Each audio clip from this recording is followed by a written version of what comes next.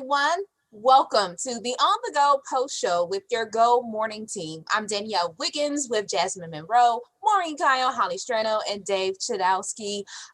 We have a lot to discuss this morning. We are stationed in Northeast Ohio, WKYC 3 News, but I know many of you watch us from other places, so don't forget, in the comments section, we are live on Facebook and YouTube. Let us know your name and where you are watching from. We are talking about the royal update. We finally heard from the palace. We finally heard from the queen about that bombshell interview when it comes to Prince Harry and Meghan Markle.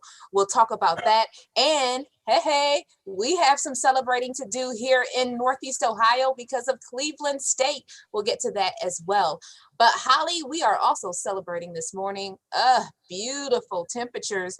What can we expect today here in Northeast Ohio? Another really great day, for real. It's 62, we hit that yesterday, which was the plan. So it was awesome. And I know a ton of you got out in it. You'll get out again today, I hope.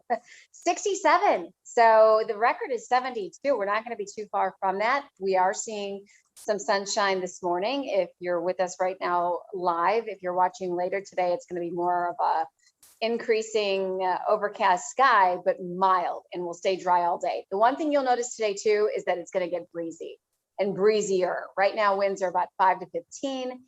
If you're picking us up in the afternoon and watching, it's going to be more like 15 to 25 miles an hour. But again, dry throughout today, rain tomorrow.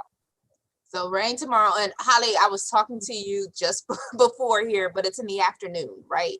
Well, and in the morning, very spotty. So it's not going to be something that impacts the morning drive in a big way. You're looking at more steady rain tomorrow afternoon and evening. Okay. Holly, every time you say spotty, I'm always in the spot where I'm like, she in Austin is like dry. I'm like, why is it me? You watch the Smurfs, like, did you watch the Smurfs, Jasmine, ever? It's like Gargable's castle, like where it's little around. That's me. Well, so you got to get the sunshine to follow you now. I'm trying. Holly will send it your way, Jasmine. Thank you so much, Holly. We appreciate you. We'll check you out tomorrow. Now, back to the big bombshell. I think we're going to be talking about this for weeks, pretty much across the world. But Maureen, I know you and I, behind the scenes, we're always like, yeah, did the queen, did the palace respond yet? I know. The haven't responded yet, but they finally did. Break that down for us. They did. And then I think we should also talk about Piers Morgan too. Mm-hmm. So let's first talk about the response from the palace, which everybody was waiting for. I mean, this was a 2-hour bombshell fest interview with Oprah on Sunday night. And then, I mean, you could tell the palace didn't know what to say. And Danielle, I was telling you as we were getting ready this morning, I mean, whether she meant to do it or not, whether this was coached and calculated or she just wanted to tell her side of the story, Meghan Markle put them in a really tough spot to respond. Because when you think of how she explained that she felt like they would make up, you know, they would twist the story to make her the villain, or that, you know, she wasn't protected in some way. And then, you know, then she revealed that she was struggling with her mental health and she was considered suicide. I mean, coming out with all of that put them in a situation. Oh, and I have to mention too, I mean, when she had those racist allegations and she did not name who it was, but then said, not the queen, whether she meant that or not, that was very brilliant on her part. And I'll explain why here in a second from what I've been hearing and what I've been getting from British media. But the palace came out with just a brief statement saying they're saddened to hear that this was her experience. They're looking into it. They're going to address it behind closed doors. They never made the queen the villain, which I was listening to. My secret obsession, I don't know if it's very secret, is BBC World News on satellite radio. So as I'm driving around, so I cannot cite which expert this was that I heard talking, but you know, when I was tuning in, obviously they were talking a lot about it. And somebody was saying that there's a poll in the UK. You know, people love the queen. They love their monarchy. They're 100% behind them. And there was some poll like There's 70% of polled Britons say they're team Queen and only 30% say they're team Harry.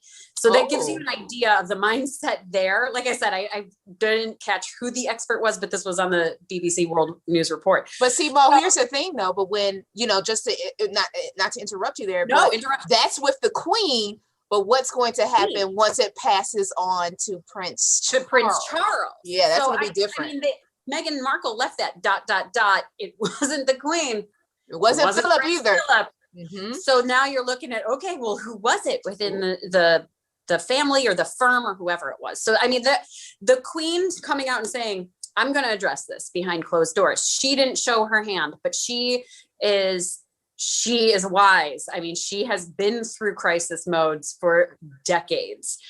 There's conspiracy theories about Diana. There's, if you watch The Crown, that she's had to handle a lot of stuff behind the scenes, and a lot of that, when you go to Google it, it's like, wow, that really happened. So we'll see how they continue to respond to this, because they're going to have to continue to respond to this. And the other big fallout this morning that you're going to see in the headlines is Piers Morgan, who he anchors their Good Morning Britain television program. And he has been a huge critic of Meghan Markle for a long time. Yep. And he quit. He walked off the set. You're going to see the video. And it was because he was saying, Dave, did you ever want to walk off set? David's mentally. He's like, there's some days that I felt like earlier this week, I think mentally, yeah. Sorry, Mo, sorry. No, it's okay. I mean, yeah, I'm sure anybody in broadcast has had those moments, but he kept saying during the program, I don't believe her. I think she's lying. And then his co-anchor is saying, she came out and said she's suicidal. You don't believe her? He's like, no, I think she's a liar. They got 41,000 complaints about him and his comments. And so then the co-anchors were going at it, and he's just like, I quit, I'm done, this is it. And then I think it's ITV or whatever the call letters are for whoever carries and produces Good Morning Britain, came out with a statement saying he quit, and we accepted the resignation. So, I mean, for British media, that's the reason why it plays into the whole narrative of what's happening here is, he's a big voice in UK, and he was always critical of her. And she came out and said the reason why she felt this way was the criticism in British media. And if he's one of the leading voices and he quits over it, I mean, this is a battle. So there's your royal update. Yeah, and you know what? He actually, and I think he did come back to the show to do the interview with Meghan Markle's father. So it's like, and then it's like, and then so he's talking as well. And not a fan of Meghan Markle. That relationship, like it breaks my heart that there's these strained son and father and strained daughter and father relationships in this situation. So did you guys see that Piers allegedly went on a date with Meghan Markle prior to? Did you see that? And that I've never seen that, but the co-anchor. But the co-anchor, she was like, "Oh, she rejected you," and ever since she rejected he said she cut you off. Cut you off. And that's when he walked off. That's when he walked off, and it's like, well, okay. His interview previously, he's like upset because Meghan actually met Harry the night they went allegedly on a date. So he's pretty much just, I look at it personally. Jasmine's spilling the tea over here. I know. Right? I'm obsessed. I'm obsessed with the royals. I would love to just, like our news director, Adam Miller, was able to cover it. He sent us a picture in our email, and I was like, oh my God, I would have loved to have been over there to cover that. So to me, it's just like a lifetime dream. Not only marrying the prince. We're going over to cover. They're sending Austin. Dave, you're not right. Raining. It's not raining. He could never cover it the way Maureen just covered it, Dave, and the way I will cover the tea. I'll give you guys the tea. You know what? And here's the thing too. I don't know, Jasmine, have you been to London? No. You need to go. And Danielle, not Dave, you need to go to. But Danielle, since you're watching The Crown and you're into it, Oh, when you go over there, and Mark and I had an opportunity before we had kids, we were like, let's go before we can't even go to the bathroom by ourselves.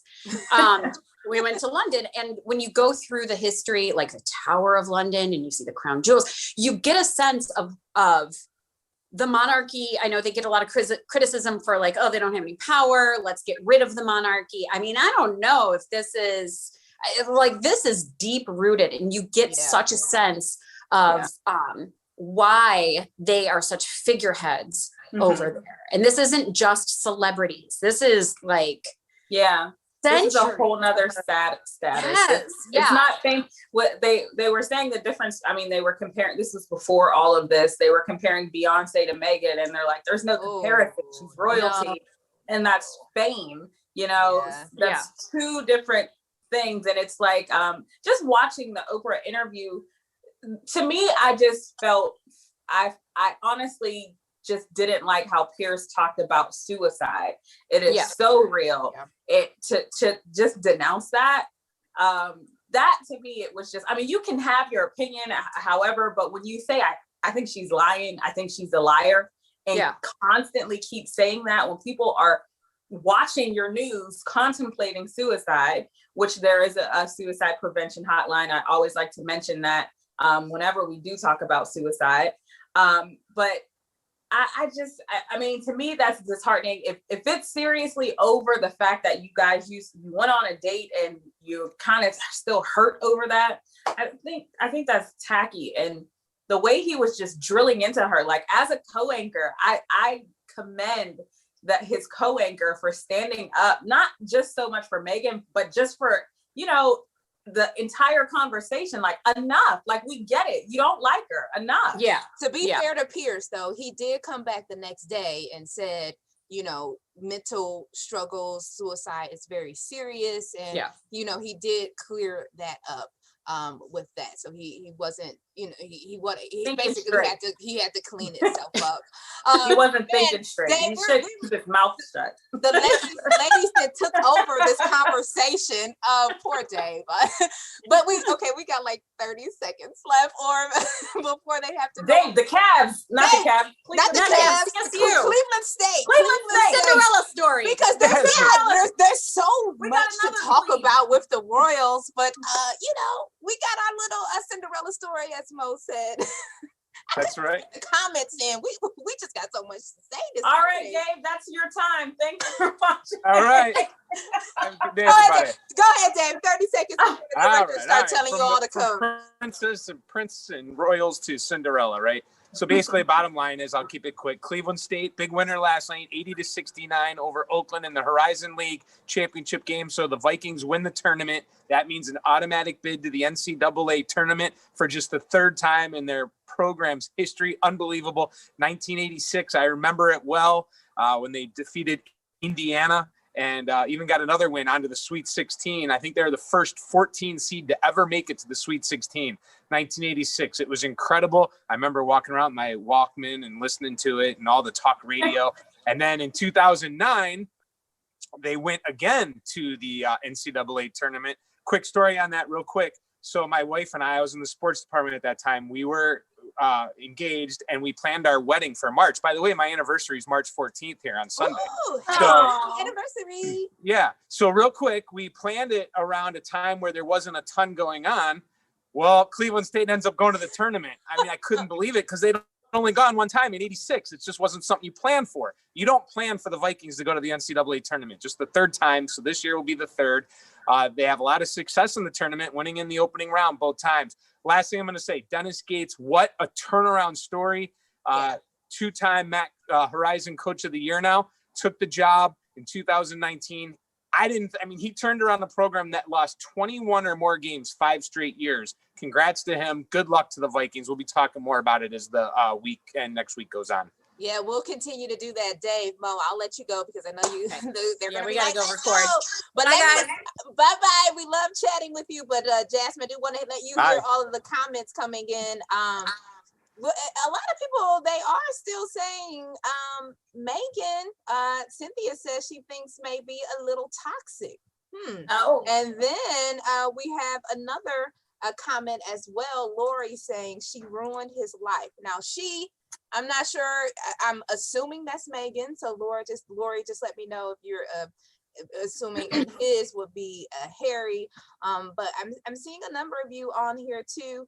Cynthia Jackson bringing up the issue about Queen Elizabeth, saying that she has Black royal blood. There's if you look on, online and stories about Queen Charlotte, that may being Black as well. So all of this. So this is a lot of the talkers here. He makes his own choices, and so I see a number of you all. Thank you for joining us for this on the go. Jasmine, I, and myself and Maureen, we didn't talk Dave. Talk all of y'all. We can talk Royals. Clearly, we love it, and we love you all for joining us. Thank you so much. Of course, we're here every morning, 7:05 a.m. Eastern time on Facebook and YouTube for WKYC. You'll see Jasmine and I tomorrow morning, and the rest of the Go team starting at 4:30 a.m. on 3 News. Have a great day, everybody.